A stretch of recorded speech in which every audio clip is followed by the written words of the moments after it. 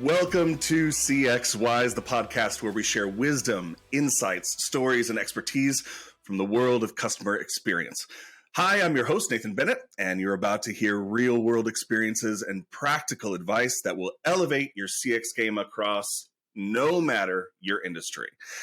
Today, we have a very important guest that I would like to take a few moments to embarrass by telling you how awesome he is. Vincent Washington is a CX leader who has had the rare opportunity to be on both sides of the customer experience equation. From his role as a social media manager at UPS and then transitioning to digital marketing at LinkedIn and Amazon, followed by leading customer experience management at Sprinklr, with a little pit stop in academia. He was an early adopter of digital influencer marketing and is a prime example of what a customer service agent or social media practitioner can aim to achieve when they set a goal based on their passion. And Vincent has lots of passion, and I can't wait for him to unpack that for you. He's strategic in his approach to helping brands improve their customer service experience, drawing from his own experience and deep understanding of the industry. He has innovative ideas on using digital tools to lessen the burden on agents, and he believes that AI will change the industry for the better and lead to formulation of better success metrics. He is currently VP of Customer Experience Best Practices group at Sprinklr, the true unified customer experience management platform. Welcome, Vincent. How are you doing, my friend? Was that embarrassing? Did I miss anything that's amazing about you? Very embarrassing, but thank you, Nathan. No, it's a good. Pleasure to meet you. Pleasure to be here. Well, before we get into the nitty gritty of customer experience, I want to know a little bit more about you. So we're going to take a few moments to ask you questions just to kind of break the ice. Question number one. What was your first customer-facing job, and what did it teach you about customer experience?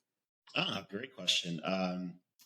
Right out of school, University of Michigan, I became a store manager at a company called Egghead Software.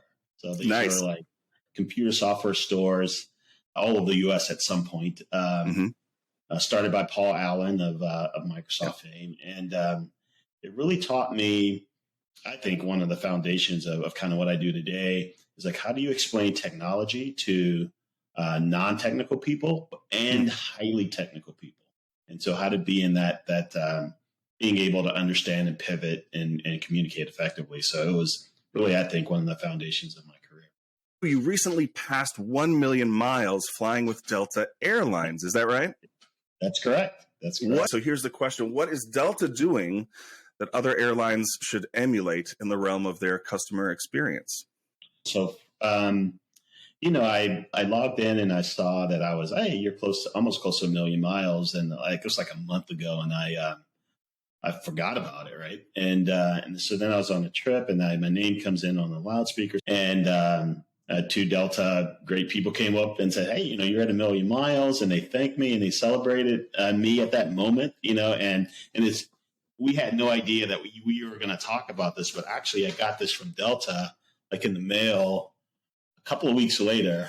Oh, no way. What is that? Yeah, it's a 1 million miler kind of like package. And there's a letter from Ed Bastian in here, personalized letter to me, thanking me. And then it's this like nice piece of crystal. That's gorgeous.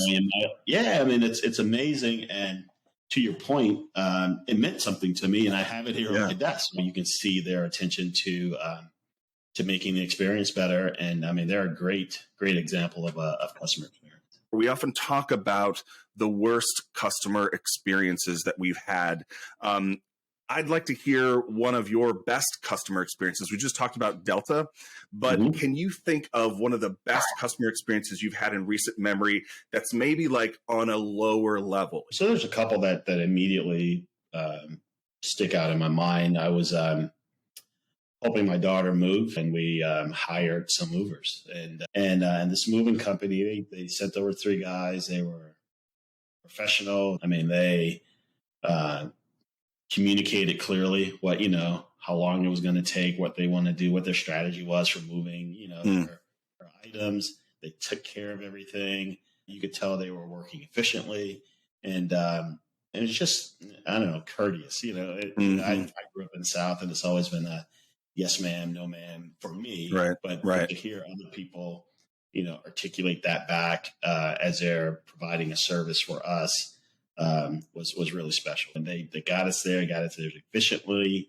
And like I said, I knew their time was important, and they made me feel like my time was important. So that, that's just a offset one of a local company that did really a great job. Man, I love what you said about the movers who understood that your time was important too. Their time was important, but they also understood that efficiency and care of those items was key. And how many times in customer experience are we frustrated just because of the time aspect? We feel like this is such a drain on my time and I can't get that back. I love that perspective. All right, so let's get down to the nitty gritty. So like I said before, you've been on both sides of the customer experience management equation. As a social media manager at UPS, where I'm sure you handled lots of customer queries and complaints, and now as VP of CXM best practices at Sprinklr. My question is, how has the role of a customer care professional evolved over the course of your career? Yeah, that's a great question. I think one is it's always evolving, but there's some foundational, I think, things that occur. One is customers, they have the ability to reach out to you with multiple channels that we all know, from social to phone to email to chat.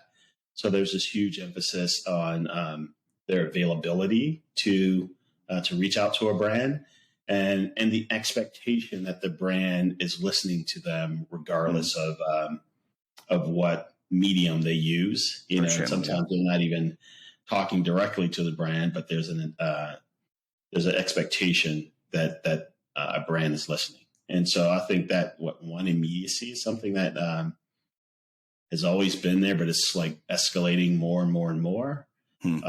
So that multi-channel input that customer have is something. And then I think there's also, from the brand's perspective, it's a level of how do we engage, how do we anticipate, but then how do we also give customers the ability to self-serve and discover the questions themselves. So, a lot of times they don't want to speak to you, but they want to find the answer. So can you be a facilitator of that? Yeah, absolutely. And I think as customers, as newer generations come around and become customers, those expectations change too. I think probably my parents would want to speak to somebody on the phone, whereas, I might not want to speak to anybody at all if I can resolve the problem on my own, for sure. Being a customer service agent can be a daunting task, but I found in my conversations with so many of them that they're there just to truly help people. And it seems like empathy is key to that role. I'm wondering what advice you could give potential contact center agents who are looking to grow beyond that role of an agent. Yeah, it's a great question. And just working with several care customers, but also marketing customers. We had a great synergy of Amazon, for example, the marketing team. We would always brief the care team of, hey, here's a promo, here's what we're doing. You can expect volumes to increase because these campaigns are going out into the market. And so that better prepared the care individuals around what to expect, where to route them. And then you would get some care individuals, like, they have a growth path in their mind and their own personal goals beyond the ranks of getting higher within the customer care organization. Maybe they want to bridge out into marketing. And we've seen several of our clients and my peers in the industry actually do that and be really successful because they've been very close to the customer. Like, they've been very close to the customer pain. They know the customer stories. So when they go and move and they try to either make or break a product or become, someone in the sales organization, they're more relatable because they've been on the front line, so to speak. I love that too. Just the thought of them being on the front line too. I want to kind of unpack that a little bit more. We see reviews and, ratings are, very, very stressed in the CX industry, right? Agents are at the mercy of customers rating them, which has a lot of implications about mental health. How does one deal with thanklessness from a customer? How do you make your teams care about their work when all they're getting is negativity? What do you feel like companies and brands can be doing better to take care of their agents and make sure that they're doing okay and that they remain safe, but also motivated to do that work?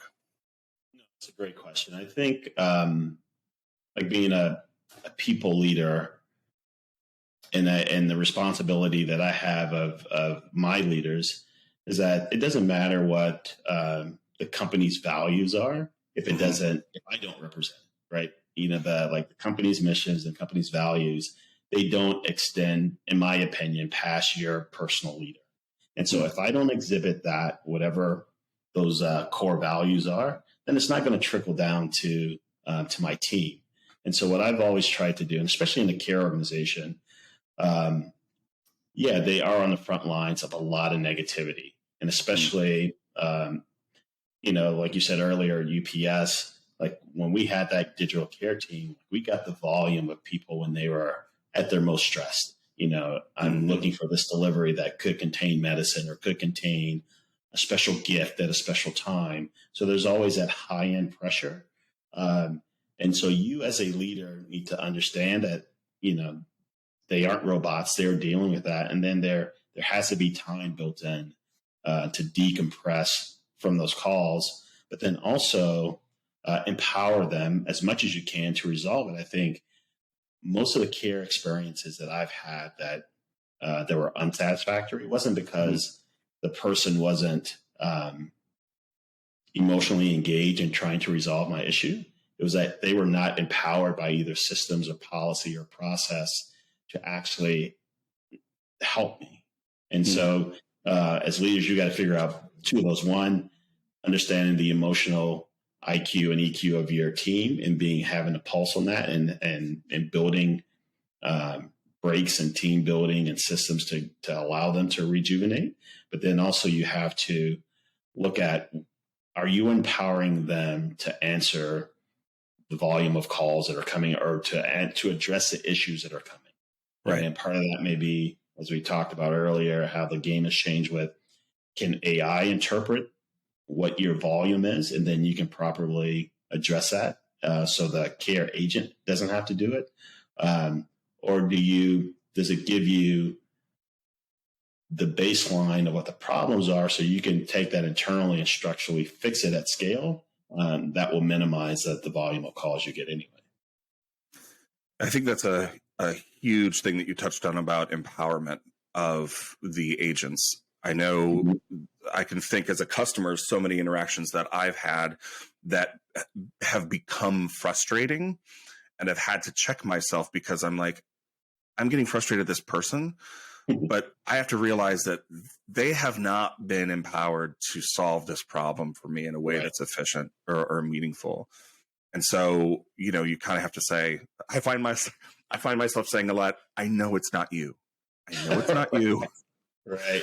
But what I need is X, Y, and Z. So can you, who can address this for me? I love what you said about it's going to trickle down from the leadership. And if your employees are going to show empathy and resolve and kindness and understanding, they've got to get that from their leadership. And I think that's key. And I think a lot of organizations that miss that key point.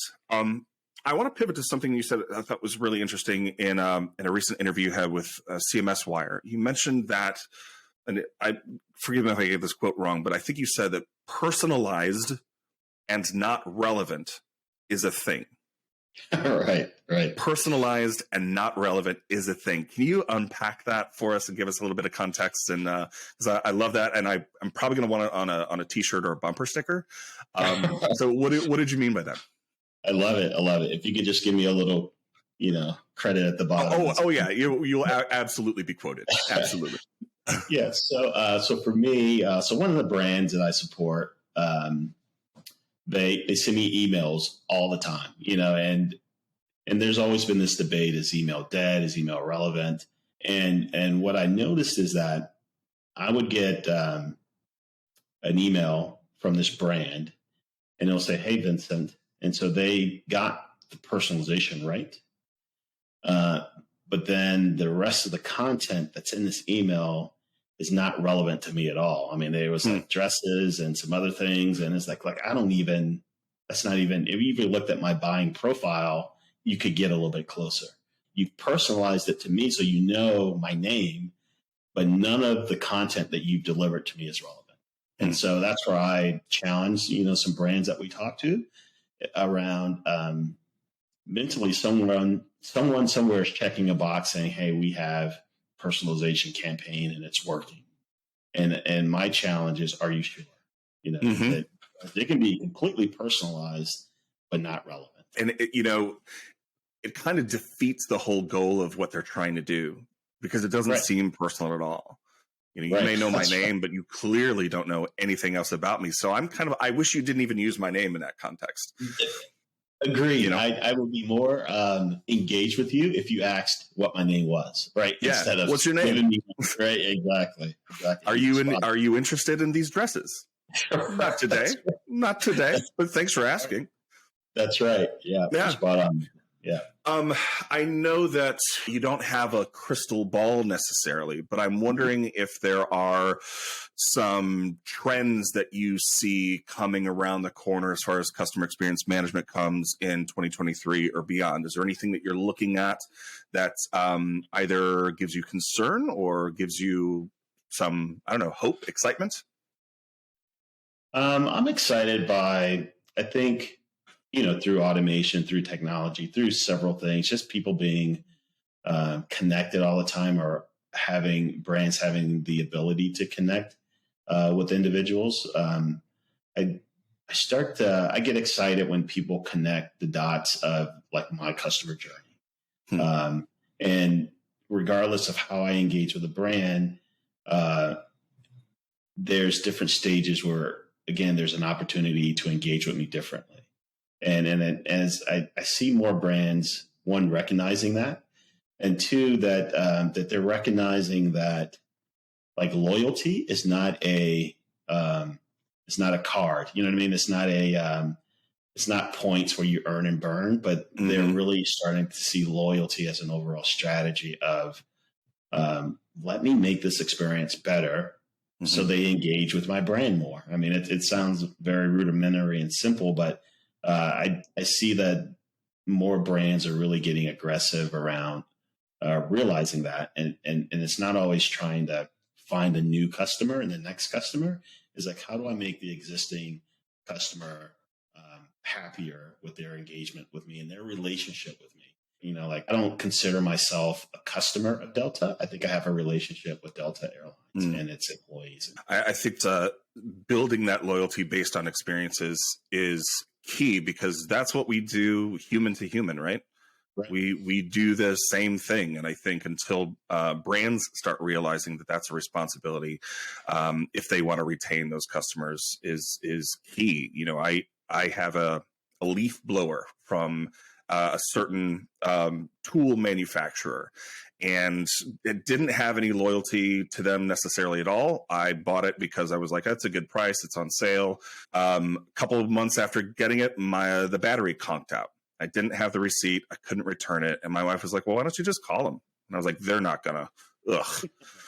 So I called. One of the best experiences I had with an agent over the phone. I got to somebody quickly. I said, here's my problem. He said, do you have a receipt? And I said, no. He said, no problem. Read me the serial number, whatever, on the battery. Read it to him. He goes, you're going to have a new battery in 7 to 10 days. I will buy their tools all the time now, just from that one interaction. Yeah. Because they made my life simpler and they solved my problem. I think one of the trends we start to see, just as it relates to that specifically, is that as brands, can we empower consumers to tell that story? Scale up. We all have good intent on, and this is a great brand experience, and I'm gonna, write them a letter, give them a good review, or I'll tell people about it. But the reality is we share the negative more than we share the positive. So Absolutely. Is there an opportunity for brands to either empower, a share widget or or some way to amplify all the good work that their teams are doing? I mean, because they are doing really, really good. Yeah. I love that. You just made me think of a question, and this might sound silly. I live on a little cul-de-sac here in my neighborhood, and so I see a lot of delivery trucks go through, and I noticed that whenever I see that brown UPS truck go by, they always do like the friendliest, like little beep beep honk and a wave. Right. I've waved at FedEx driver, I've waved at an Amazon driver, and they look at me like I'm crazy. But like UPS is always like, hey, somebody just got a package. Isn't that cool? Yeah, high five. It's like a weird moment of like, hey, thanks for what you're doing. And they're like, beep, beep, hey, thanks for being you, Nathan. And it makes me feel good. And so I'm wondering, in the smallest little way, and I'm wondering if that's part of the customer experience and brand of UPS. Is that something that's taught to do in UPS? Is that part of the process? Or is it just that tends to happen? Great. It's a great question. So all the brands I've worked for, one, I think they made me better and I learned a lot from. However, I can say my time at UPS and working with those folks is like, man, it was just a different experience with the people, just a different experience of us from a community service aspect of doing things there. That culture bleeds over into the driver and how they engage with the community. And, some of those guys and gals have been on routes for years, years. And so they know the neighborhood, they know the people, they know the community. So I don't think it's something that's taught. I think it's just something that's the culture has adopted of like, yeah, this is who we are. Like there's a lot of pride in being in that brown package car.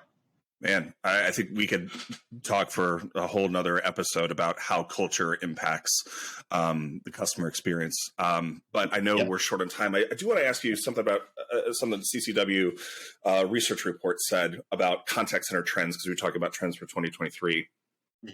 I think they said that more than 90% of centers complain about agents having to access multiple systems for even the most typical interactions, and roughly 80% admit that they're just not delivering a seamless end-to-end experience. And that's kind of shocking with the amount of technology that we have. So what are these contact centers missing today, and how can we get them over these challenges? I know you love people and you love technology. How can we marry these two things so that today in 2023, we don't have to have that disconnected experience anymore? Yeah, I think one, it definitely takes compelling leadership to understand. I mean, and it's human nature. Sometimes when I was at a brand and I had my silo, I kind of liked my silo. But every time I had to partner with another group or organization outside of my team, if we put what is best for the customer, like what is best for this customer experience first, then we found ways to work together. We found ways to collaborate on either workflows or tool sets that gave us that broader visibility. It may not be 360, but it was broader than what we had. As we talk to these leaders of care centers, and then what we do automatically bleeds over into, as we said earlier, marketing or even research or even product development. Like, can we build on the consensus of we want to do what's best for the customer and start to find ways of bridging that. So whether it's a custom dashboard or allowing you to identify me as a customer as I come into you, no matter where I come from, or even the historical journey of how I've gotten to you. When we were in the care center, especially on social, like you've probably gotten all the baggage and the weight of all these other frustration that has come either from a phone call or email and all these things. And then it finally hits the social care agent, right? And so now they're dealing with not only just it came from care, but they're dealing with the weight of all these other friction points within the system that gets to them. So, so for brands to do it better, I think to your point is spot on. Like there has to be multiple opportunities to get it right for the customer, whether it's a greater emphasis on self-serve so they can find the answer themselves. So if there's someone like you, Nathan, who doesn't want to talk to someone, there's an opportunity for them to do that. Is there an ability through AI and automation to get the right caller to the right agent or the right person, the right issue kind of quicker?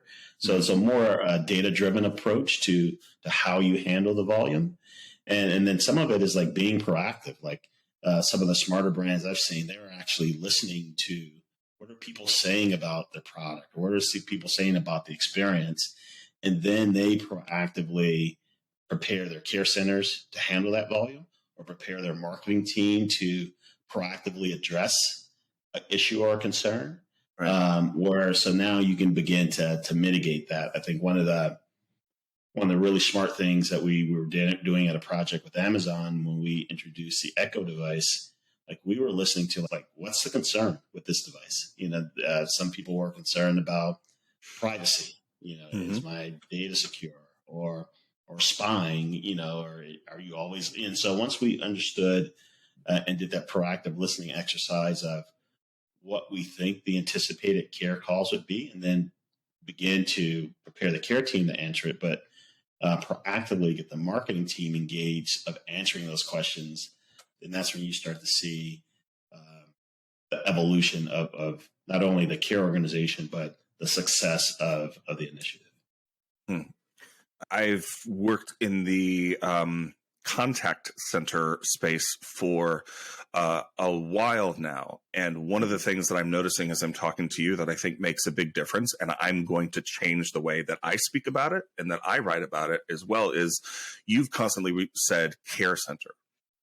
And I think it's that small detail that actually says a lot.